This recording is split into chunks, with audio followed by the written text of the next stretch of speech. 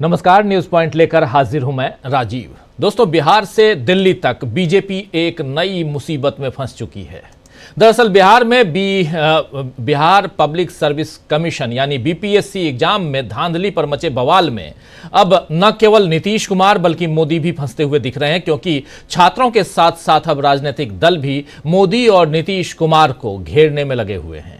इधर मोदी और नीतीश के आपसी समीकरण किस तरफ बढ़ रहे हैं, इसे लेकर भी सियासी हलचल तेज हो रही है, क्योंकि कल नीतीश कुमार दिल्ली पहुंचे थे और आज उनकी मुलाकात पीएम मोदी और जेपी नड्डा से होने वाली थी, लेकिन नीतीश बिना मिले वापस बिहार लौट गए।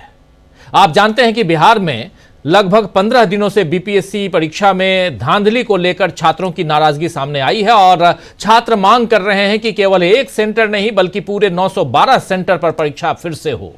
कल आंदोलनकारी छात्रों का दल गांधी मैदान में जुटा था, जिस पर पुलिस ने लाठीचार्ज किया, पानी की बौछारें की और बताया जा रहा है कि छात्र प्रशांत किशोर के यानी पीके जिनको कहते हैं, उनके उकसावे पर वहां एकत्र हुए थे, लेकिन लाठीचार्ज से पहले ही पीके वहां से निकल गए। इस पर तेजस्वी यादव, पप्पू यादव, इन सब ने सवाल उठाए हैं। इधर बीपीएससी अभ्यर्थियों, परीक्षार्थियों पर हुए लाठीचार्ज पर नाराजगी दिल्ली में भी देखने को मिली है। आज बड़ी संख्या में बीपीएससी अभ्यर्थियों ने दिल्ली में जनता दल यूनाइटेड कार्यालय का घेराव किया है और जो परीक्षार्थी हैं, छात्र हैं, बीपीएससी परीक्षा को रद्द करने की वो मांग कर रहे हैं, उस पर अड़े हुए हैं। उनका कहना है कि जब तक परीक्षा रद्द नहीं की जाती वो यहां से नहीं हटेंगे। वैसे आज बिहार के मुख्य सचिव अमृतलाल मीणा ने छात्रों से मुलाकात की है। छात्रों के एक प्रतिनिधिमंडल से मुलाकात कर अपनी मांगे छात्र ने रखी हैं और इनके सामने यानी सीएस के सामने, चीफ सेक्रेटरी के सामने प्रशांत किशोर ने उनका धन्यवाद दिया है और कहा है कि वो छात्रों से मिले, साथ ही 48 घंटे का वक्त दिया है कि वो उनकी मांग पूरी करेंगे। जबकि चिराग पासवान ने यहां महफिल लूटने की कोशिश की है। एक ट्वीट किया है चिराग पासवान ने। ट्वीट तो बहुत लंबा है, लेकिन उसके दो पार्ट को आपके सामने रखना चाहता हूं। चिराग पासवान अब केंद्रीय मंत्री बन चुके हैं। उन्होंने लिखा है कि बिहार के युवाओं और बीपीएससी अभ्यर्थियों के मुद्दों को लेकर एनडीए सरकार के प्रमुख सहयोगी होने के नाते मैंने बिहार सरकार और माननीय मुख्यमंत्री श्री नीतीश कुमार जी से तुरंत हस्तक्षेप करने की अपील की है, जिसके परिणाम स्वरूप सरकार की ओर से मुख्य सचिव, जो कि सबसे बड़े अधिकारी होते हैं, ने अभ्यर्थियों और छात्रों के साथ संवाद की प्रक्रिया शुरू कर दी है। जल्द ही इस पहल के सार्थक परिणाम दिखेंगे, ये कह रहे हैं चिराग पासवान। इस लंबे चौड़े ट्वीट के आखिरी में चिराग पासवान ने नीतीश कुमार के सामने मांग भी रखी है। मांग क्या रखी है वो भी जरा आपके सामने रख देता हूं। और उन्होंने ट्वीट के जरिए लिखा है कि कल पटना में हुए छात्रों पर लाठीचार्ज और वाटर कैनन के इस्तेमाल का मैं कभी समर्थक नहीं रहा। पुलिस को संयम बरतना चाहिए। छात्र अपनी मांगों को लेकर सड़क पर उतरे हैं तो उन्हें शांतिपूर्ण तरीके से समझाकर उनकी समस्याओं के निदान के लिए प्रयास करना चाहिए, न कि लाठीचार्ज और वाटर कैनन का इस्तेमाल। मैंने मुख्यमंत्री जी से इस बात को भी कहा है कि ऐसे पुलिस अधिकारी जो ऐसे कार्यों में संलिप्त पाए जाते हैं उन पर भी कानूनी कार्रवाई की जानी चाहिए। तो दोस्तों, जब लोहा गर्म होता है तो सभी चोट करने पहुंच जाते हैं। चिराग पासवान बिहार चुनाव के पहले छात्रों के इस आंदोलन में शायद ऐसा ही हथौड़ा मारने की कोशिश कर रहे हैं। वहीं पर तेजस्वी यादव ने इस मौके पर एक बड़ा संदेश दिया है। आइए जरा तेजस्वी यादव को सुनते हैं कि उन्होंने क्या कुछ कहा है। जरा ले आइए स्क्रीन पर तेजस्वी यादव को, उनको भी सुनते हैं क्या कह रहे हैं।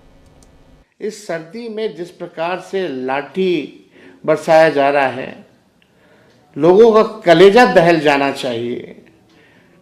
अगर उनके बच्चे होते, उनके भाई होते, उनके बेटे होते, किसी अधिकारी के बच्चे होते इसमें, तो वो लोग क्या करते? कोई नेता का बेटा होता तो वो लोग क्या करता? आज कलेजा जो है दहल गया वीडियो देख करके, जिस हिसाब से पुलिस के लोगों ने माननीय मुख्यमंत्री जी के इशारे पे पिटाई की गई। और आप सब लोगों को हम बताना चाहेंगे कि जो शांतिपूर्ण तरीके से जो धरना था, जो भूख हड़ताल थी, उसकी ताकत कुछ और थी। इस बीपीएससी के आंदोलन को कुछ लोगों ने गुमराह करने की कोशिश की है। हम भी चाहते तो आप लोगों को बोलते आओ गांधी मैदान, अपने एक कॉल पे 5 लाख लोगों को हम बुला देते, लेकिन उसका हल नहीं निकलना था। जो भूख हड़ताल और शांतिपूर्ण ढंग से जो हड़ताल हो रही थी, उससे बीपीएससी भी कांप रहा था और सरकार भी हिली हुई थी। लेकिन सरकार ने नया फॉर्मूला निकाला कि सरकार की बी टीम, बीजेपी की बी टीम, कुछ जो राजनीतिक दुकानदारी करते हैं उन लोगों को आगे खड़ा किया गया और गांधी मैदान आंदोलन को ले जाना पड़ा। और जब पिटाई हो रही थी तो कुछ लोग कह रहे थे कि हम सबसे आगे खड़े रहेंगे, सबसे पहले वही भाग खड़े हुए। यह आंदोलन को खत्म करने की साजिश है। हम कई बार इस बात को बोल रहे हैं, हम कोई राजनीति यहां करने नहीं आने। राजनीति करना होता तो हम भी गांधी मैदान में आप लोगों को आह्वान करके अपनी राजनीति को चमकाने का काम करते हैं। लेकिन आज जो गर्दनी गांधी मैदान में जिस हिसाब से पिटाई हुई है, कोई परमिशन नहीं था वहां आंदोलन करने का। वो इलाका आंदोलन करने का नहीं है, गर्दनीबाग स्थल है। भटकाया गया लोगों को ताकि एफआईआर हो उन छात्रों पे, और एफआईआर अगर होगी तो आप समझ जाइए कि आपको जेल जाना पड़ेगा, आपको नौकरी नहीं मिलेगी, आप एग्जाम में नहीं बैठ सकते। ये आंदोलन को कमजोर करने का, भटकाने का दूसरा फॉर्मूला बीजेपी के बी टीम वालों ने, सरकार से कुछ लोग मिले हुए हैं, उन लोगों के इशारे पे ये काम जो है हुआ है कमजोर करने का। लेकिन फिर भी हम सब लोगों को हिम्मत और हौसला नहीं खोना है। 6 तारीख को परीक्षा थी।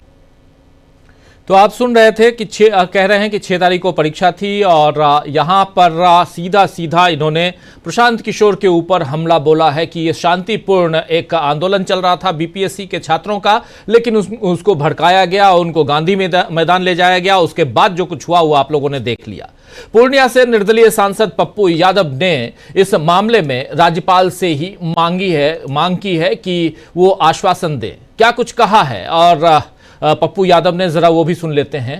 और पूर्णिया से सांसद हैं, वो भी हमला बोल रहे हैं। प्रशांत किशोर पर भी उन्होंने हमला बोला है, सुनिए जरा। पहले तो बधाई नया साल की गवर्नर साहब और सबको। उन्होंने बीपीएससी चेयरमैन से सीधा बातचीत की। उन्होंने कहा आप आइए, मैं बात करूंगा। डिटेल बातचीत उन्होंने की और उन्होंने कहा मैं डीएमएसपी साहब को भी बुलाऊंगा कि किस आधार पर उन्होंने लाठी चलाया और केस एफआईआर किया है। तीसरी बात उन्होंने कही कि मैं मुख्यमंत्री जी से पर्सनली बात करूंगा। चौथी बात उन्होंने कही कि किस आधार पर 12,000 का एग्जाम होगा और 4 लाख का नहीं होगा। एक पूर्णिया हाईकोर्ट बेंच, जो अन स्टेट में 3 बेंच है, 2 बेंच है, यहां एक ही बेंच है। तो एक ये मुद्दा, एक दूसरा यूपीएससी, इन दोनों मुद्दों पर बीपीएससी, दोनों मुद्दों पर इन्होंने पूरी इंक्वायरी की बात कही है, ऊपर से नीचे वार्ता करने की बात कही है और बीपीएससी के चेयरमैन को बुलाया है और उन्होंने कहा कि ये गलत हुआ है। बीपीएससी के चेयरमैन ने कहा कि कोई डेलीगेट आ रहा है। मैंने कहा कौन डेलीगेट, ये कौन फिर फ्रॉड किशोर आ रहा है? इतना बड़ा गुंडा मैंने दुनिया में नहीं देखा। मसल पावर, ये एक तो इस आंदोलन को बेच दिया पैसा लेकर के, इन्होंने भी पैसा लेके बेचा, बच्चों का इस्तेमाल कर लिया। तो सुन रहे थे आप, यहां पप्पू यादव साफ साफ कह रहे हैं कि इस आंदोलन को पैसे के दम पर, जी हां, पैसे के दम पर खत्म करने की योजना बनाई जा रही है और बनाई गई है कह सकते हैं। और यही बात तेजस्वी यादव ने दूसरे तरीके से कही है और दोनों कहीं ना कहीं प्रशांत किशोर के ऊपर हमला बोल रहे हैं। उधर चिराग पासवान लाठी बरसाने को गलत करार दे ही चुके हैं, भी आप सुन रहे थे, देख लिया आपने उनके ट्वीट में। और 3 अलग अलग दलों के नेताओं ने बिहार की एनडीए सरकार को घेरा है। छात्रों की मांगें सामने आ चुकी हैं, लेकिन नीतीश कुमार इस बारे में क्या करेंगे इसका कुछ भी पता नहीं चल रहा है।